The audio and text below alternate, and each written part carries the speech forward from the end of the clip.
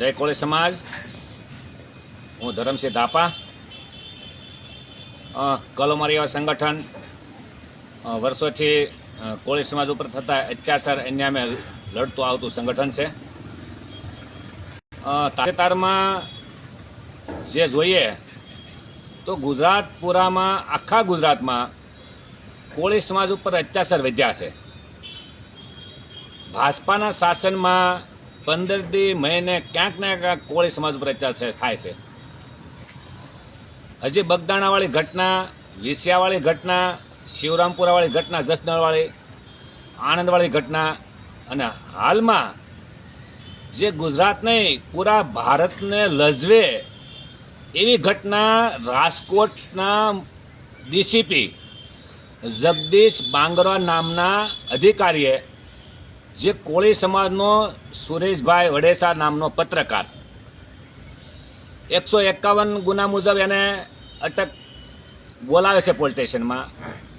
अने क्राइम ब्रांचना जे डीसीपी जगदीश बांगरवा नामना अधिकारीए बेरहमीथी जे तमे खरेखर ए वात सांभळी अने जो विडियो तो तमने अंदरली तमने एम थाय ओहो आवो अधिकारी छे, आवो नालायक अधिकारी छे के एना बाप दादाना आवा गुण छे के आ मुखपुत्र नामनो डीसीपी जे कोळी समाजनो सुरेशभाई छे पत्रकार 4 कलाक ऊंधो लटकायो अने पाछळना भागमां जेने तमे वैज्ञानिक भाषामां गुंदा कहो गुंदाना भागमां एने 2 વાર पिचकारी पेट्रोलनी नाखी अने एना तो एवा खरा आ डीसीपी हरामखोर नालायक जे बीजा आरोपी आवे एनी एवी पण वात सांभळी छे। जिग्नेशभाईना विडियोमां एवुं पण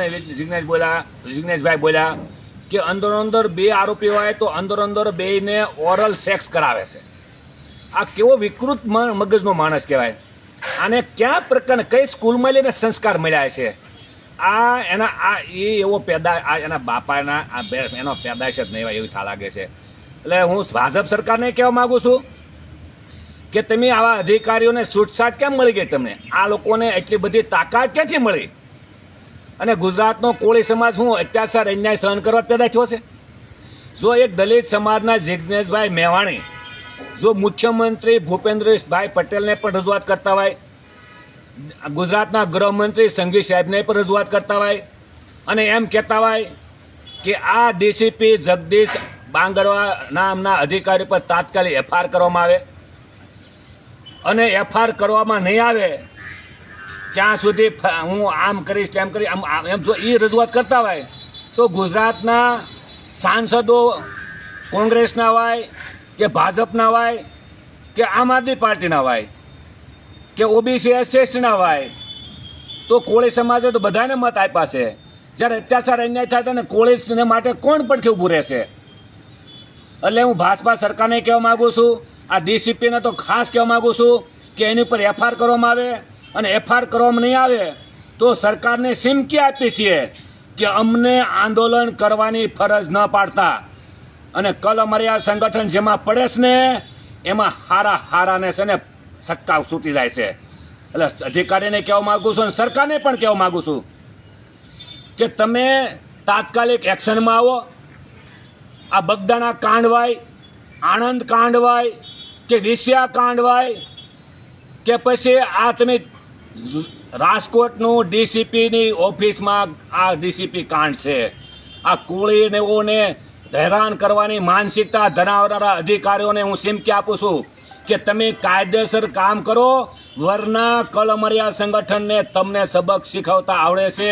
કોઈ કરે કે ન કરે, હું કોળીનો દીકરો છું અને કલમરિયા સંગઠન ઈમાનદાર સંગઠન છે અને કોળી માટે આરપારની લડાઈ લડવા પણ માગે છે અને લડતું આવ્યું છે।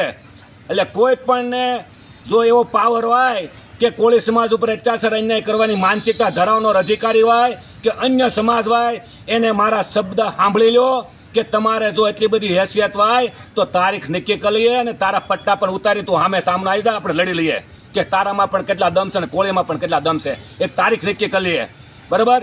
એટલે તાત્કાલિક એફઆઈઆર કરવામાં આવે। સરકારને કહેવી છીએ જો એફઆઈઆર કરવામાં નહીં આવે તો ના છૂટકે અમારે ન કરવાના કામ તમારે યારે કરવા પડશે, આંદોલન કરવા પડશે, ધરણા પણ કરવા પડશે, ધારાસભ્ય સાંસદને ઘેરાવ પણ કરવો પડશે. આ મારી ચીમકી સમજો, ચીમકી, ધમકી ધમકી. અને કલમરિયા સંગઠન કોઈથી ડરતું નથી અને કોઈ પક્ષનું પીઠું દલાલ નથી. અમે એને કોઈ નહીં લેના દે નથી. આખા ગુજરાતમાં કલમરિયા સંગઠન સ્વતંત્ર આઝાદ સંગઠન છે, કોઈનું પીઠું દલાલ સંગઠન નથી. અને આ સંગઠન ગમે ત્યારે રાતને દી કોળી સમાજ માટે ઊભું છે. એટલે હજી કહું છું કે તાત્કાલિક એફઆઈઆર કરવામાં આવે અને 14 એપ્રિલે જો મેવાણી સાહેબ એમ કહેતા હોય કે ડીસીપીની ઓફિસે ઘેરાવ કરવાનો છે, તો ગુજરાતના તમામ કોળીઓને હું કહેવા માગું છું, તમામ સામાજિક સંગઠનોને કહેવા માગું છું કે જિગ્નેશભાઈ જે મેવાણી સાહેબ છે એણે એમ કીધું કે ડીસીપીની ઓફિસે ઘેરાવ કરવાનો છે, તો અમે પૂરેપૂરું સમર્થન કરીએ છીએ. જય કોળી સમાજ, જય ભારત, વંદે માતરમ.